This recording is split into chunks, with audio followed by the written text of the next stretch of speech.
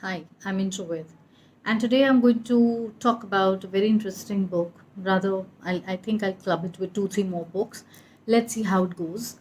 So, the first one is Tired and Tested by Sophie McCartney. Now, on the surface, this is a hilarious book. The woman writes about pregnancy, about raising children in the initial years, and how your life, goes for a toss in the process. So she talks about all of that. It made me laugh a lot. It was hilarious on the surface, but when I put it down, that's when I started to think about it more, that it is not just funny what all she was describing in the garb of probably funny were the real life challenges that women face. And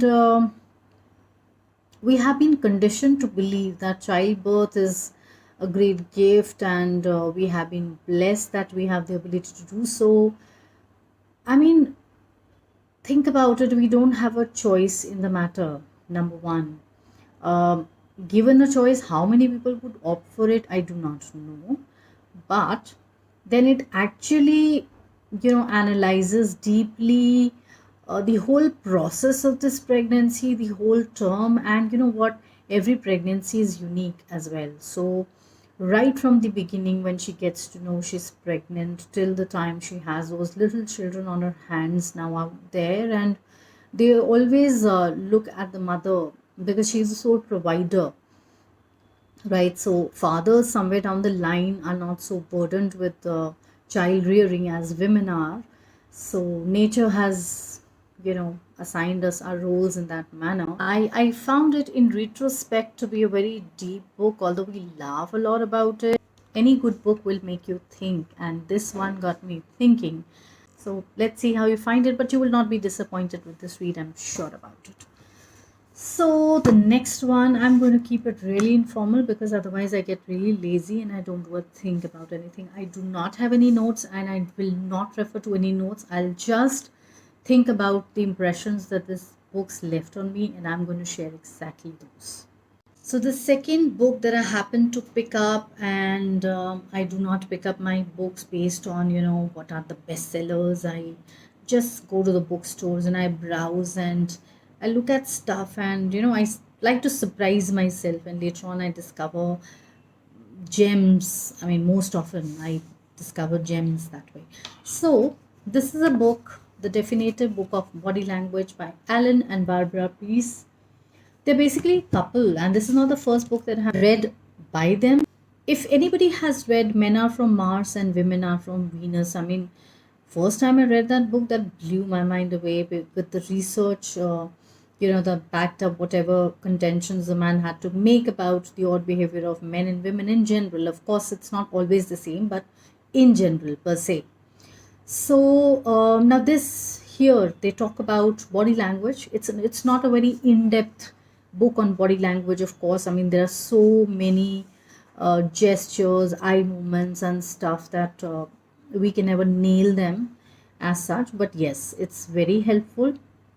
Little gestures. First of all, they talk about them separately. For example, your hands, placement of your hands, your fingers, moves like steepling, rubbing your eyes, or if you're looking at the right hand corner or the left hand corner when you're talking or recalling something, then yeah, it's really helpful, provided you can remember them all. Plus, they warn us over and over that it's not to be taken in isolation. Any body language movement, we have to combine three, four of them, observe people carefully. The other books, they had talked about, research which backs up about, those same men and women behavior, how it is in general, and what is the logic behind that. So they talk in depth about it. So here I was looking forward, and I was pleasantly surprised to see and understand what they have to say about the body language. And it's really helpful. This men women angle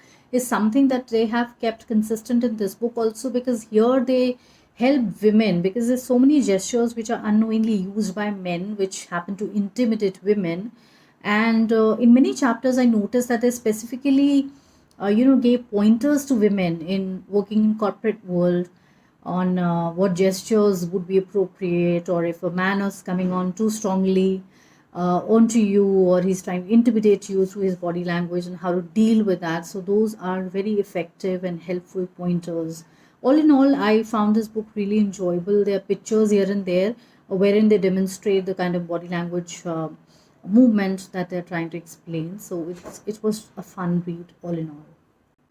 Now, there are days when I'm feeling low, and the law of attraction, which sounds really simple, ask, believe, and receive, is equally difficult to practice in real life when we are bombarded with disappointments in our day to day lives. And that is why I picked up this book, The Secret to Love, Health, and Money by Rhonda. And anybody who has read Secret would know what it's all about. The basic premise is the same, of course, and she doesn't dwell too much on it. It's just that she teaches us how to apply all of this to our love life, to our health and wealth. These are the three areas that are tackled, and there is less of lecture basically.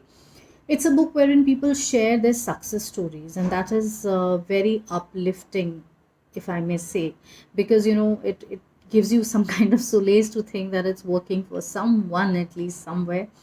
Of course, I mean, it has worked for me also in the past, but it's like I said, it's very difficult to stick to it.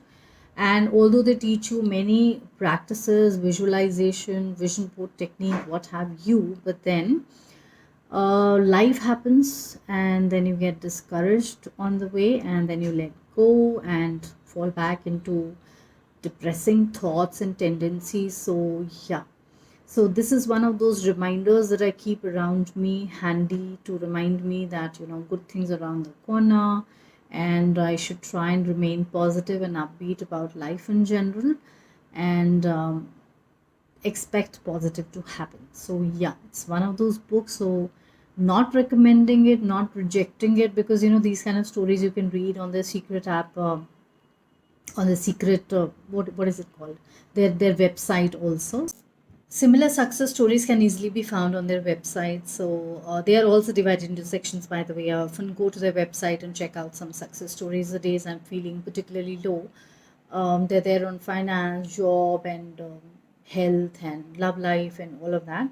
So it's up to you if you would like to purchase it as such, if you find it's worth investing. But I find it's handy to carry it around somewhere and just get back to it once in a while. So I hope you enjoyed the reviews of these three books. Thank you and catch you soon.